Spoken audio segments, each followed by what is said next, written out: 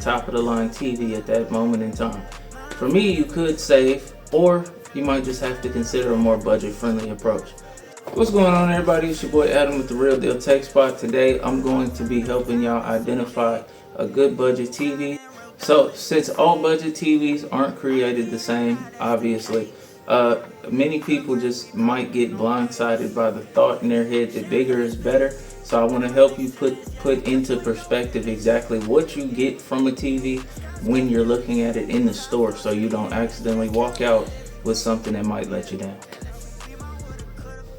So with that in mind, that is why I've come up with this idea of a meet or beat criteria to help y'all make better decisions based on what you need and what the TV does to fulfill the needs that you are seeking to be met. So today I'm going to be discussing the operating system functions, the need for multiple inputs, the quality of the display, and then brand comparisons at the end. So these criteria basically boils down to the operating system, which can be determined by how smooth the interface feels when engaging with it, how fast or slow you can transition between apps, and which apps are available on the platform that you're dealing with. So you might be thinking you can bypass all of that by getting a streaming device like a Fire Stick or an Apple streaming device, but that still brings you to point number 2, input quantity. So the multiple inputs will allow you to connect all of your preferred devices to your TV in order to modernize and give you the utmost power and basically overall usability of the TV as you wish to have it used. Some TVs lacking the appropriate number of inputs, so the overall connectivity availability could make your TV's quality overall better. A good TV usually has multiple HDMI ports, a USB port, and an Ethernet port. What makes it even better is a dedicated eARC or ARC port in order to establish a soundbar connection system. Bringing us to point number 3 would be the picture display quality. It's going to be hard to find any of the 2025 rollouts that don't have HDR or high dynamic range. This is a very important function within any TV of budget quality, just because it does increase contrast, offer enhanced highlights, and displays a more lifelike picture quality. Yeah. So this brings us to our final point of brand comparisons. Many of the larger name brand companies like Sony, LG, and Samsung will usually offer a lower end quality TV even while maintaining some of their higher end features, whereas many of the lower end companies will cut corners to offer you more for less. However, I'm not saying that lower brands are bad or in any way not worth the money. We just need to take time to explore the credibility of these companies before we make decisions on what we want to buy from them.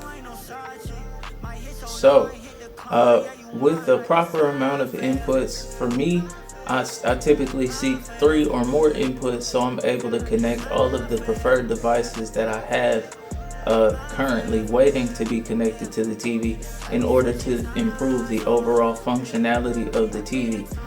Without a proper amount of inputs, you might find yourself shorted on what your TV is able to do. Some devices make the overall quality of the picture better. Some devices make the sound better, such as your sound bars, and for the quality of pictures, you have your Fire Sticks, your Apple streaming devices, even gaming consoles. So the overall connectivity availability could make your TV's quality overall better.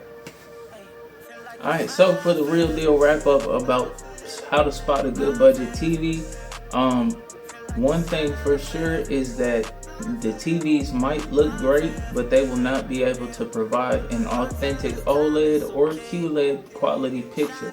However, Ultra HD and HDR 4K resolutions still provide you with an immaculate viewing experience, especially when you're watching Netflix, Prime, or any Disney movies. All of those picture qualities are still stunning. Just don't get your hopes up and expect more than what you've paid for in terms of your budget. Also, from what you've looked for within your budget TV, don't expect too much from the TV, as you didn't select or opt to buy the highest end version of your TV. So yeah, just keep your eyes open for your budget TVs. So there it is. Just remember, before you decide to make a decision, think about these 4 points before getting excited about the price of a TV. So keep your eyes peeled for your display quality, your number of inputs, any type of software, whether it's newer or older, that may or may not give you a better quality experience, as well as the brand quality, so that if anything goes wrong after your purchase, you can make sure that they're held accountable immediately. As always, it's your boy Adam with the Real Deal Tech Spot. You feel me? Like, share, and subscribe. Don't forget to leave a comment down below if you had any experience, or is there anything that you want to let be known about your hunt for a budget TV. And also, if you'd like to see a good budget TV review, we do have the LG UA75. Go like that. Go look at that. Appreciate you. In other words, I'm not saying we should throw the baby out with